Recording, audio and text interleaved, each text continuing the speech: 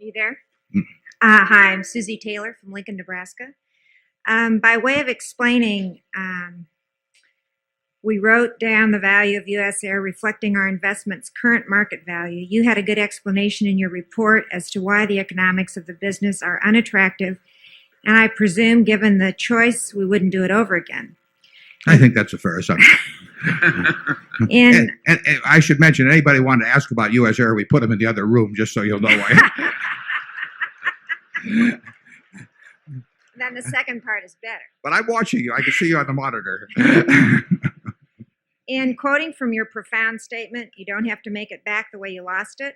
Right. Wouldn't it be a good idea to put that $89 million in something you are really behind as opposed to USAir? Well, that's a very good question, because it is true that a very important principle in investing is you don't have to make it back the way you lost it. And in fact, it's usually a mistake to try and make it back the way that you lost it. And when we write an investment down, as we did with USAir at $89 million, we probably think it's worth something more than that. But we tend to want to be on the conservative side.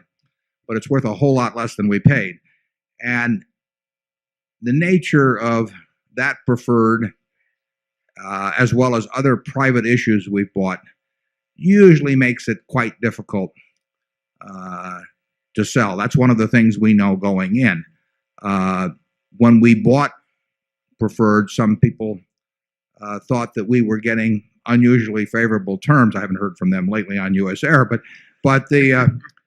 one of the considerations in that is that if you buy 100 shares of a preferred that's being offered through a securities firm from the same issuer, you can sell it tomorrow, and we are restricted in some ways legally, and in other ways simply by the way that markets work, from disposing of holdings like that.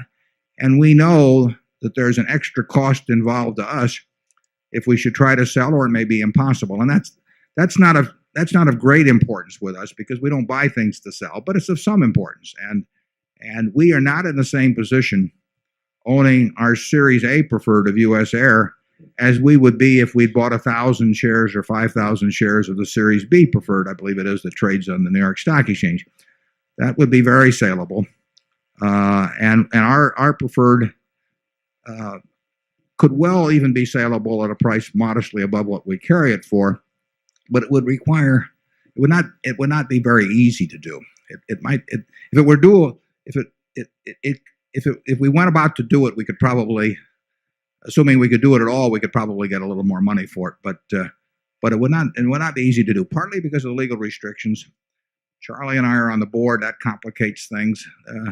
We always know something that just by being on the board that the public doesn't know, so that complicates things. And in the end, we usually find that dealing with anything where we've got fiduciary obligations is maybe not practical at all. And if it is, it's probably more trouble than it's worth. Charlie? Well, it's certainly been an interesting experience, the USAir experience.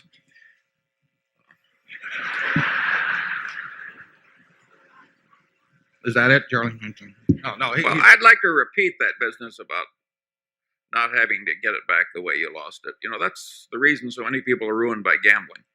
They get behind and then they feel they have to get it back the way they lost it. It's a deep part of the human nature, and it's very smart just to lick it by will. And little phrases like that are very useful. Yeah, one of the important things in stocks is that the stock does not know that you own it. You know, you have all these feelings about it, you know, and you remember what you paid, you know, you remember who told you about it, all these little things, you know, and it doesn't give a damn. You know?